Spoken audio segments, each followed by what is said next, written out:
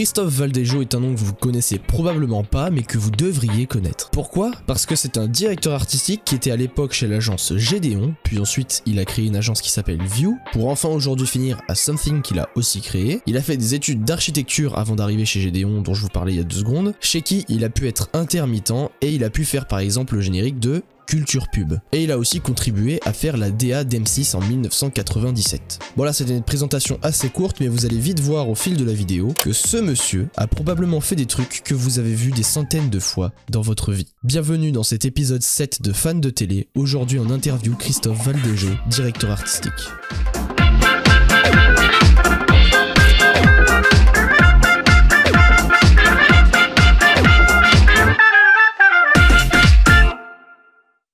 Eh bien salut tout le monde, je m'appelle Diego, je suis un fan de télé et aujourd'hui on se retrouve pour une nouvelle vidéo fan de télé spéciale cette fois-ci, puisque comme vous l'avez lu au titre, nous allons interviewer un professionnel de la télévision et pas n'importe lequel. Nous allons aujourd'hui interviewer Christophe Valdejo, je l'ai même pas mis en image, c'est super. Regardez-moi, il est là, il est beau. Et ensemble on va discuter de ses travaux qu'il a pu faire dans sa carrière et vous allez voir que vous ne connaissez probablement pas son nom, mais vous devriez le connaître. Vous avez tous déjà vu ce qu'il a fait. En attendant, eh bien on est parti. Bonjour monsieur Valdejo. Bonjour.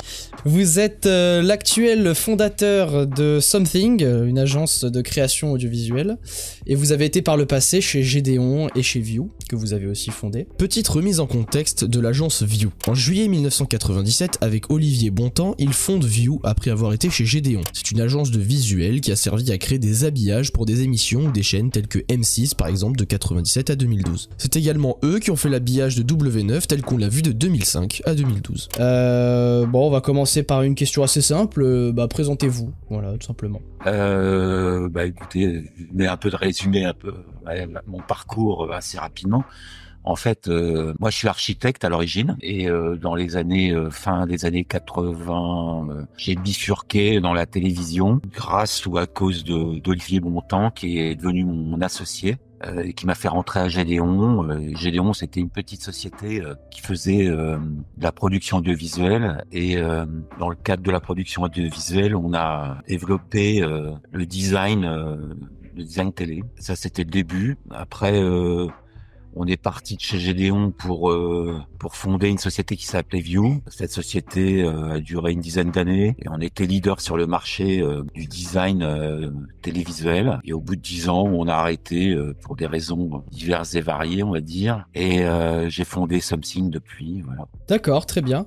La première plutôt question, bon, vous venez plus ou moins d'y répondre, mais du coup, comment avez-vous démarré votre carrière au sein de... Enfin, avant View, du coup, est-ce que vous aviez déjà des petits métiers d'architecte par exemple? Oui, moi j'ai un diplôme d'architecture et donc à une époque où il y avait plus grand chose qui se construisait en France, c'était fin des années 80.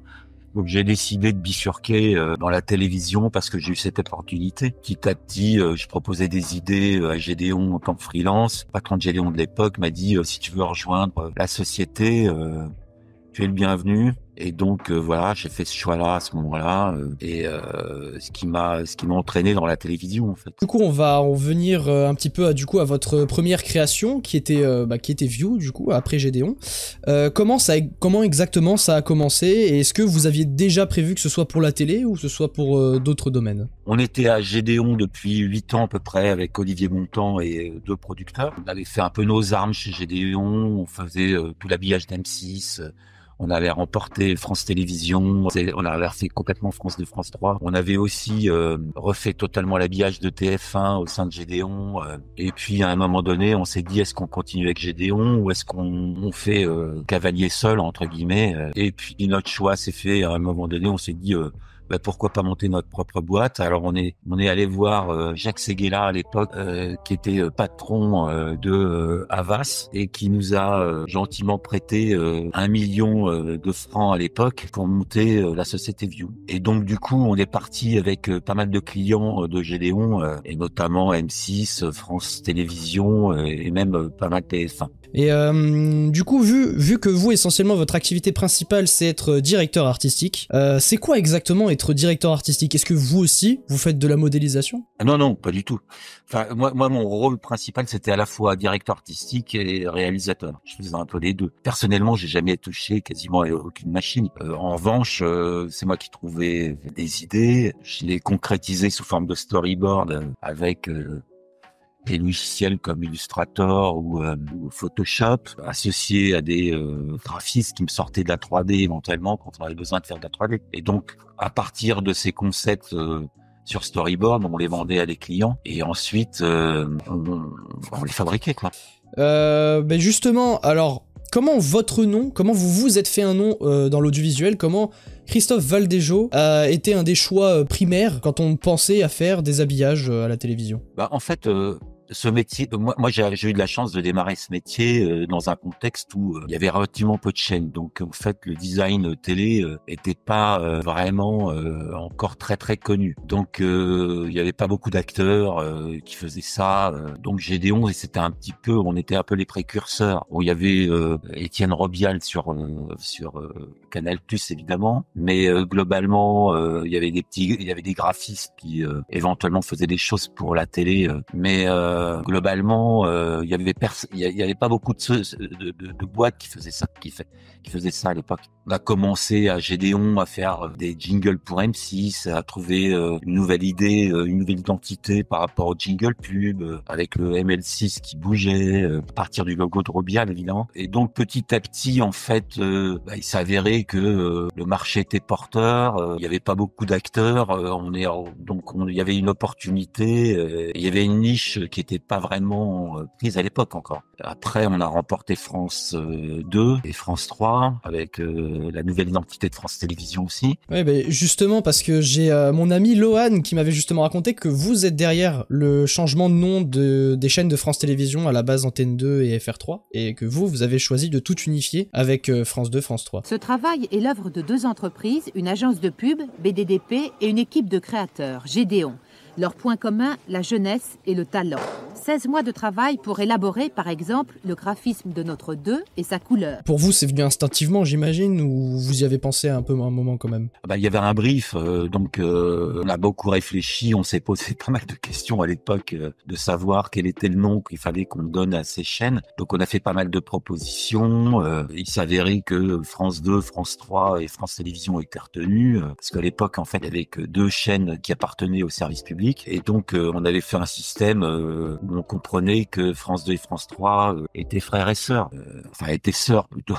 Pour revenir un petit peu plus sur View, pour vous, quelle a été la meilleure année pour l'agence et pourquoi? L'année où vous pensez que vous avez été le plus épanoui, le plus productif, vraiment celle où vous avez eu un petit coup de cœur? View est né en 97, j'ai envie de dire dans début des années 2000, 3 ou 4 ans après le début de View, sur l'année exacte, je pourrais pas le dire, mais entre 2000 et 2006 par exemple, à peu près. 2-3 ans après la naissance de View, View fonctionnait très très bien. On était sur tous les marchés, on avait fait même des chaînes à l'étranger, mais l'année exacte, je pourrais pas donner une année vraiment particulière. Et là, du coup, on va toucher peut-être un sujet un peu pointilleux, puisque...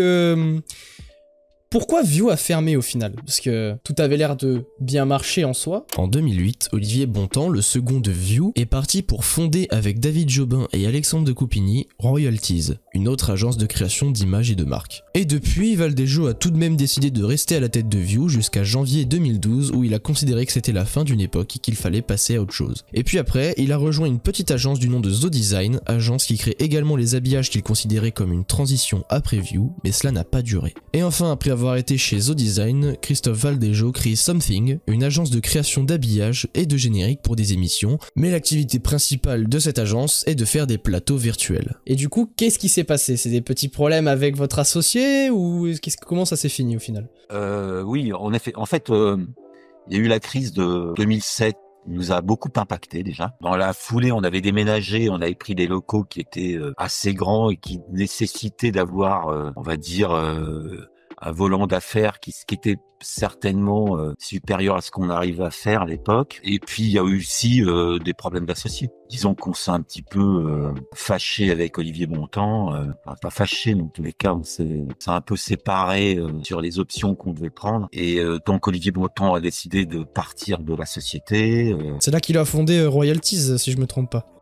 Oui, voilà, ça l'a affaibli en même temps, je pense, la société. Puis, moi, j'avais un peu l'impression d'avoir fait le tour de cette société d'une manière ou d'une autre. Donc... Alors du coup, actuellement, vous êtes chez Something, que vous avez créé. Et entre View et Something, il y a quelques petits mois qui se sont écoulés. Et pendant ces mois-là, qu'est-ce que vous, de votre côté personnel, vous avez fait? Est-ce que vous avez continué à travailler en indépendant? Oui. C'est le temps que j'ai mis à travailler en indépendant. En gros, voilà. Maintenant que Something est créé, une question qui est une fois un peu plus personnelle, qu'avez-vous créé qui vous a vraiment épanoui? Quelles étaient vos créations préférées depuis que vous êtes chez Something?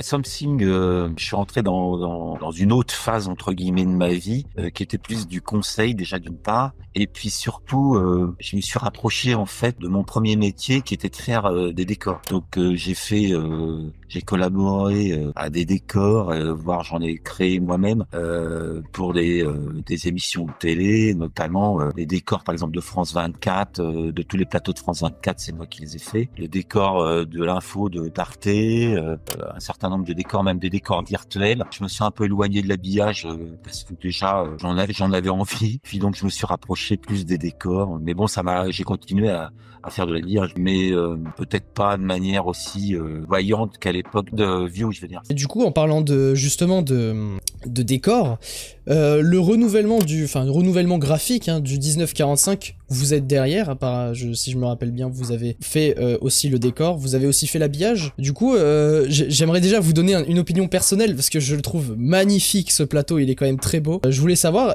combien de temps vous avez mis à imaginer ce décor et à le concevoir? Parce qu'en fait, le décor du 1945, aujourd'hui on considère que c'est le décor du 1945, mais en réalité c'était le décor corporate d'M6. Parce qu'en fait M6 avait un souci à l'origine qui était pas avoir vraiment de plateau, d'émissions de plateau. Et bon, ils ont une surface au sous-sol qui était libre, qui était relativement petite. Et moi, je suis arrivé avec une idée à un moment donné en leur disant mais votre surface, ce qu'on peut faire, c'est peut-être un plateau qui est constitué d'un écran circulaire qui va nous servir de base. Et l'écran, il fait 10 mètres de diamètre. Donc un très grand écran circulaire et dans lequel on va pouvoir faire plein d'émissions. Et selon la manière dont on le customisera avec un bureau, avec un certain nombre d'éléments, on servira de cet écran circulaire comme fond d'écran et ce qui servira de décor. Donc des dizaines d'émissions d'M6 ont vu le jour dans ce décor. On appelait ça le Powerball. Le 1945 a vu le jour aussi dans ce décor, mais il n'était pas ce décor-là n'était pas absolument dédié au 1945. Des dizaines d'émissions, voire même des émissions W9 ont été tournées dans ce décor en fait, qui lui-même en fait est une sorte de concept simple d'un écran circulaire de 10 mètres de diamètre. Aujourd'hui, on voit des écrans partout derrière les invités des émissions, mais à l'époque c'était pas le cas parce qu'il y avait des soucis encore de définition d'écran et tout. On avait fait le pari que même avec une résolution pas aussi optimale qu'aujourd'hui, on réussirait à faire des émissions différentes à partir d'un décor constitué que d'un écran. Je pense que des dizaines d'émissions s'en sont inspirées après et même des décorateurs bien célèbres. Et parce qu'en réalité, ça ouvre aussi pas mal de portes de faire des décors avec des écrans. Il y a des possibilités infinies en réalité. Ben voilà, on peut se retrouver aux Bahamas comme dans une chambre de bonne si on veut quelque part. Moi, j'ai vendu ce Powerball comme des milliers de décors potentiels et une source d'information aussi très importante. On va enchaîner 3 petites questions qui relèvent un peu plus de vraiment votre avis personnel. Actuellement, quelle est votre chaîne préférée en termes d'habillage, de contenu, de plein de choses? Une moyenne, entre guillemets, de tout ce qu'une chaîne peut proposer. C'est Arte. Vous aimez bien le côté où on est instruit et moi, je trouve qu'Arte a la meilleure programmation. Enfin, a une programmation qui correspond à mes attentes. Après, est-ce que c'est la meilleure? J'en sais rien. Pour certains, ça sera pas forcément la meilleure. Moi, disons que c'est la chaîne qui correspond le plus à mes attentes parce que je pense qu'elle diffuse de la culture, parce que son habillage est très très bien. Il est à la fois sobre, malin, efficace. Tout ce qu'on demande d'une chaîne de culture, hein, finalement. Oui, voilà. Après, dans ce registre-là, je trouve que c'est pour moi la meilleure chaîne en termes d'identité, d'habillage et de contenu. Après, je pense que, je sais pas moi, par exemple, si on prend BFM, selon son contenu, son habillage est très correct aussi, quoi. Mais ça correspond moins à mes attentes personnelles. Bah justement, on va rester à peu près sur la même question, mais cette fois-ci en parlant purement d'émissions, et tant qu'à faire aussi de génériques, puisque vous en avez fait quelques-uns aussi dans votre carrière. Quelle émission vous préférez? Et quel générique aussi vous préférez, pas forcément actuel, mais ça peut être de tous les temps. Oh là là. Ah, si vous êtes plus à l'aise avec actuel, y a pas de souci. Hein. Il a dû me prévenir avant. Je me demandais si je devais vous passer. Fait pareil et tout. Moi, j'ai pas vraiment un générique préféré. Je pense que les bons génériques sont des génériques qui en disent suffisamment sur l'émission pour qu'on ait envie de la regarder, mais qui en disent pas trop pour pas non plus complètement. J'aime bien des génériques qui sont un peu allusifs et qui ont un peu de sens, ce qui n'est pas le cas de la plupart. Mais un générique préféré, j'ai pas vraiment de générique préféré. Pas particulièrement. Ça vous arrive de... moi, le mien, très honnêtement, en termes de générique... Oh la vache. Moi aussi, vous aurez dû me demander. Il y a un générique que j'ai beaucoup aimé parce que je le regardais quand j'étais petit, mais c'est plus un avis de quelqu'un de jeune, vu que j'ai commencé avec ça. C'est beaucoup de jeux télé. Le générique du Juste Prix, de La Roue de la Fortune avec De Chavannes il y a longtemps. Mais j'ai beaucoup aimé aussi les génériques des courtes émissions de W9. Vous y avez contribué, justement. J'ai coécrit aussi la vidéo qu'on est en train de faire, du coup. J'ai coécrit cette vidéo avec mon ami Lohan, dont je vous parlais tout à l'heure. Et il voulait que je vous parle des plagiat des jingles de W9 qu'on a pu voir dans différents pays. Je sais pas, en fait, on n'a pas vraiment trop trouvé d'informations sur ces deux chaînes, mais on a trouvé deux chaînes qui, la première Vision Plus et la deuxième qui s'appelle Agon, qui sont des pâles copies de la plupart des jingles de W9. Est-ce que vous étiez au courant de cette existence, ou même vu qu'on n'a pas trouvé d'informations, est-ce que c'est View qui a créé ces génériques? Non. Pas du tout. Non, c'est pas View qui a créé ces génériques. Oui, il me semble que je les avais plus ou moins vus à l'époque. On s'est fait plagier tellement de fois que je sais même plus. Mais en l'occurrence, oui, je vois. En l'occurrence, mais on s'est fait beaucoup plagier à l'époque sur toutes les idées qu'on trouvait. Ah bah tiens, le générique de Vision Plus. Je suis pas très étonné. Et après, à côté, on avait trouvé aussi ceci. Alors, c'est une chaîne italienne, celle-ci, Agon ou Agon, je pense qu'on dit Agon vu que c'est italien, qui, ceux-ci reprennent plus le concept des génériques plus récents. Le W9. Et ouais, aussi, ouais, bah, celui-là avec la plage. Bon, il est pas très copié, celui-là, contrairement à d'autres, comme celui-ci, qui est vraiment, pour le coup, une copie de ce qu'on avait pu voir. Mais du coup, non, vous n'étiez pas au courant de ces génériques-là, ou vous les aviez vaguement vus, alors? Là, j'en découvre, en fait. Je les avais pas vraiment vus. Non. Enfin, certains peut-être, mais en l'occurrence, non. Tout cela, je les avais jamais vus, là. Agon, je connais pas. Oh, d'accord. Bah, écoutez, c'est surprenant. Les images de W9, d'M6 ou même d'autres chaînes ont beaucoup circulé sur le net à des moments. Donc, fatalement, il y en a beaucoup qui se sont inspirés de manière un peu en piquant et en réalisant de la même manière.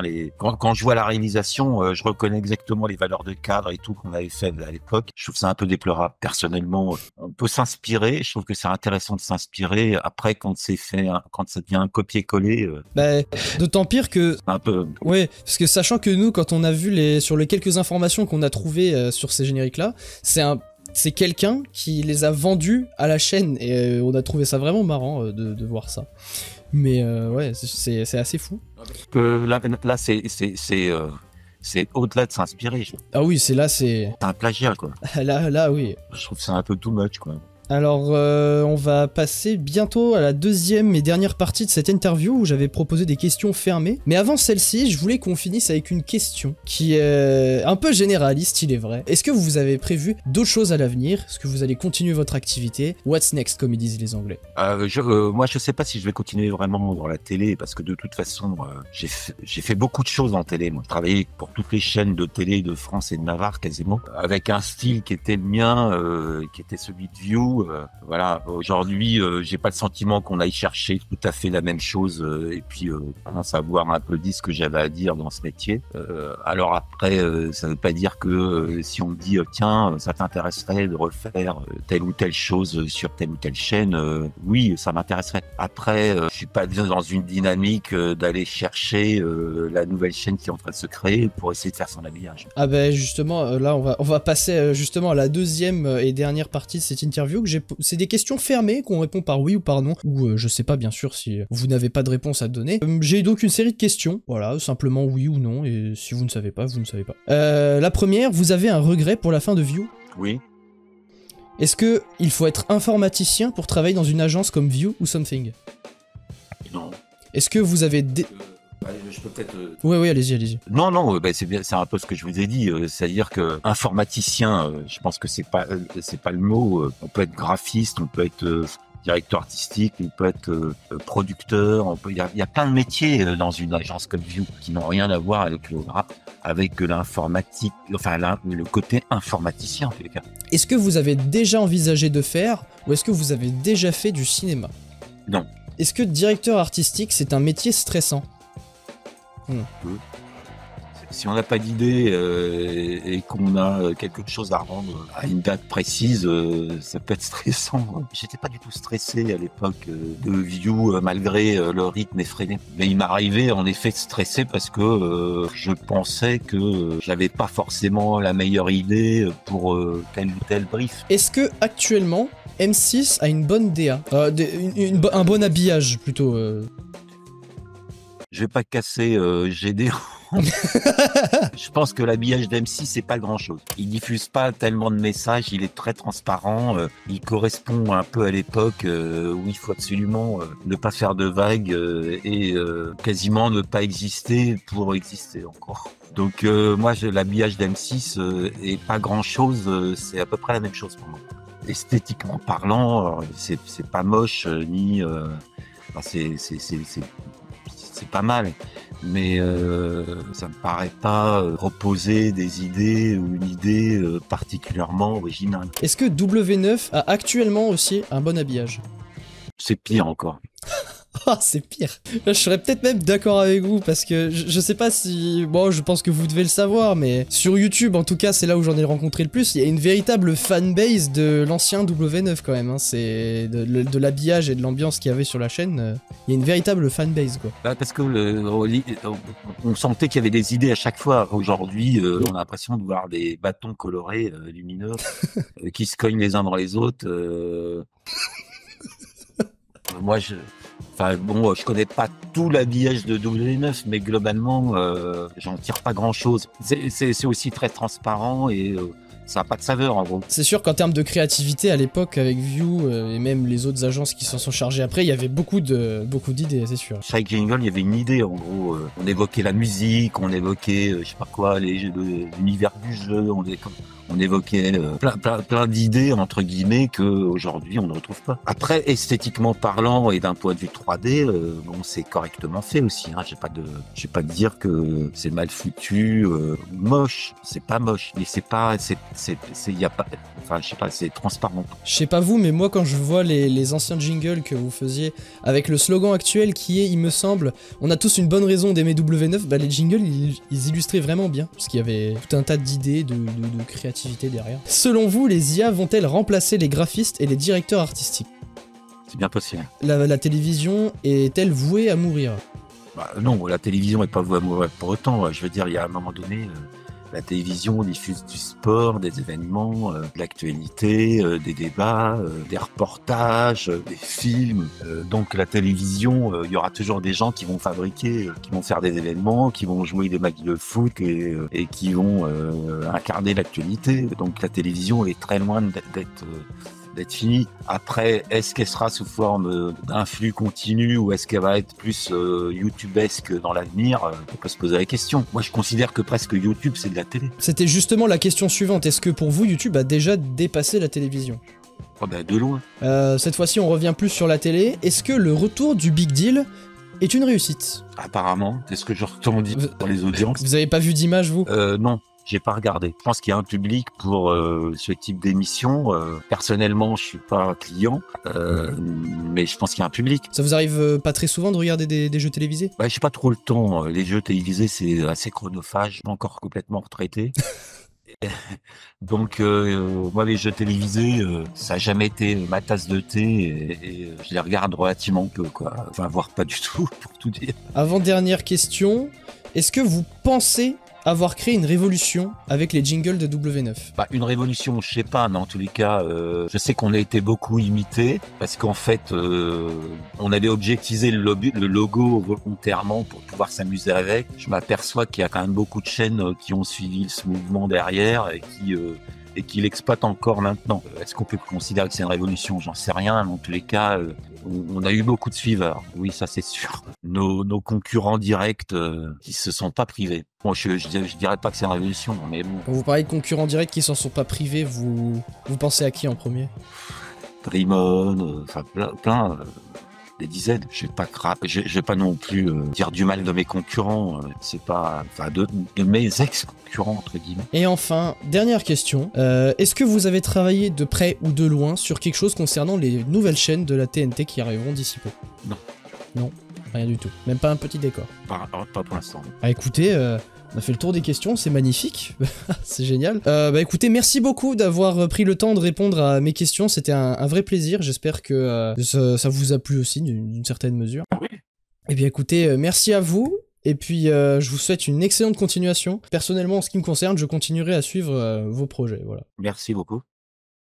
Et voilà, merci beaucoup d'avoir regardé cet épisode de Fan de Télé, j'espère vraiment du fond du cœur qu'il vous a plu, parce que des interviews comme ça et des petites vidéos comme celle-ci, on aura encore plus à l'avenir, je l'espère. Donc s'il vous a plu, n'oubliez pas de mettre un petit like avant de partir et abonnez-vous à la chaîne pour ne pas louper les prochains épisodes. Et puis nous on se retrouve très bientôt pour un nouveau, c'était Diego, et je vous dis à la revoyure.